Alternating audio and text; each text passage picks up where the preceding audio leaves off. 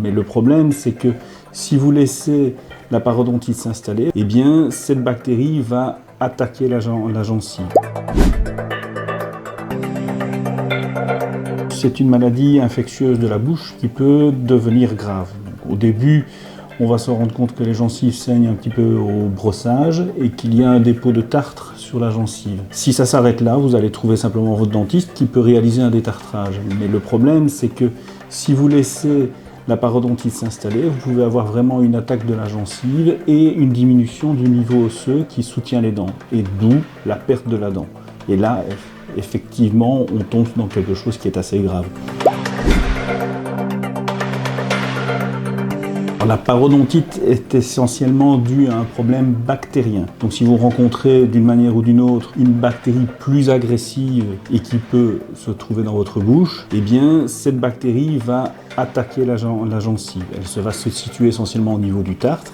Maintenant, vous avez divers facteurs qui vont aggraver la parodontite. Le premier, c'est le tartre, le tabac, qui diminue les défenses de l'organisme face au tartre, et votre état général, donc une baisse de l'immunité, qui peuvent, avec le tartre, le tabac et baisse de l'immunité, faire un cocktail explosif et provoquer une parodontite agressive. Malheureusement, pour les patients, il y a une difficulté à faire la différence entre une simple gingivite, pour laquelle vous consultez votre dentiste, et une parodontite plus agressive. Une gingivite va provoquer une gencive bleue, rouge, saignante, mais une parodontite peut parfois être beaucoup plus discrète. Et ce n'est que votre dentiste qui va pouvoir mesurer la profondeur de poche entre la gencive, l'os et la dent, et vous signaler qu'il y a réellement un problème de perte osseuse, d'où parodontite. Une fois qu'il est diagnostiqué, va essentiellement se situer par un enlèvement du tartre. Si c'est une simple gingivite, le tartre en surface va être enlevé par le détartrage annuel, voire biannuel. Donc il est très important d'aller trouver votre dentiste régulièrement. Et s'il faut aller de manière plus profonde au niveau de l'espace créé par la maladie entre l'os, la gencive et la dent, on va passer à des surfaçages pouvant impliquer certains décollements de la gencive, donc qui vont être pour le patient comme un gros détartrage fait souvent sous anesthésie avec un nettoyage plus profond de la racine. Là, on est déjà à plusieurs centaines d'euros par demi-bouche.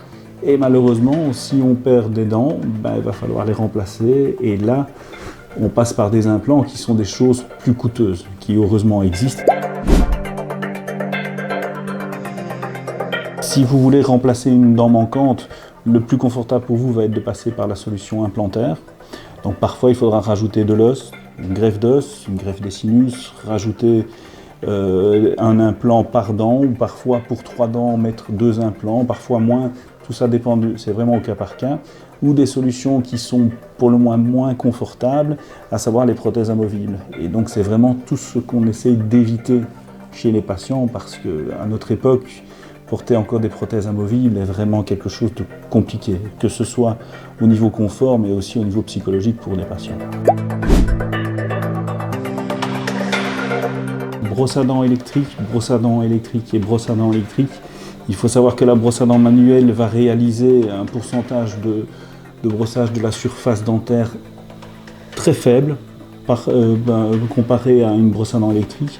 Ça couplé au fil dentaire et à des bains de bouche réguliers avec des petits hydropulseurs, et honnêtement, vous auriez déjà dû bien soigner votre parodontite et aussi éviter le tabac.